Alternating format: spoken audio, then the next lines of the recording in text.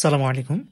Bronchial asthma manage করার সময় আপনাকে অবশ্যই চেক করতে হবে যে পেশেন্টের ব্রঙ্কিয়াল অ্যাজমার পাশাপাশি এই ৭টা ডায়াগনোসিসের কোনোটা আছে কিনা।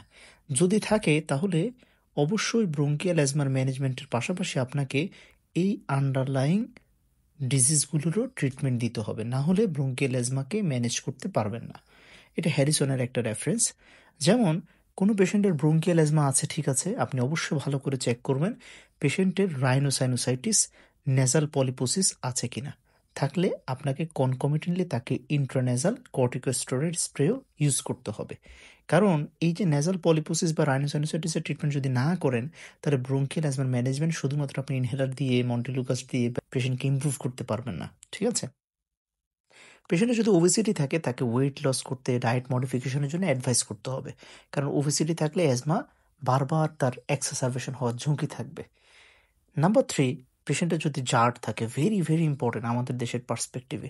পেশেন্টের যদি জার্ট থাকে তাহলে আপনাকে অবশ্যই তাকে জার্ডের ট্রিটমেন্টটাও দিতে হবে। কারণ জার্ডকে যদি আপনি ট্রিট করেন তাহলে তার ব্রঙ্কিয়াল অ্যাজমার সিমটম অনেকাংশে রিলিফ হয়ে যাবে ইনশাল্লাহ।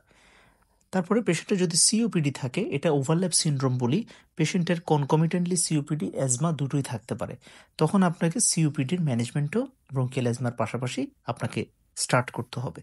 পেশেন্টের অ্যাংজাইটি, ডিপ্রেশন আছে কিনা এটা আপনাকে দেখতে হবে। এবং এই যে অ্যাংজাইটি, ডিপ্রেশন, এই ক্ষেত্রে আমাদের একটা বেস্ট ড্রাগ হলো অ্যামিট্রিপটাইলিন। কেন বলেন তো? কারণ এই অ্যামিট্রিপটাইলিনের একটা অ্যান্টি মাস্কেরেনিক ইফেক্ট আছে।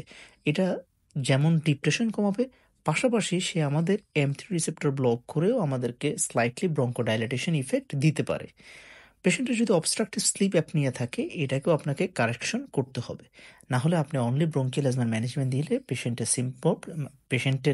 সিমটম কিংবা এক্সাসারবেশন আপনি কমাতে পারবেন না, ঠিক আছে। এই হচ্ছে মেইন ব্যাপার। তাহলে কোনো পেশেন্টের ব্রঙ্কিয়াল অ্যাজমা থাকলে আমরা অবশ্যই পেশেন্টের এই কোমরবিডিটিসগুলো আছে কিনা চেক করে নিব ইনশাল্লাহ। ওকে, এই 7টা। Fine, thank you everyone.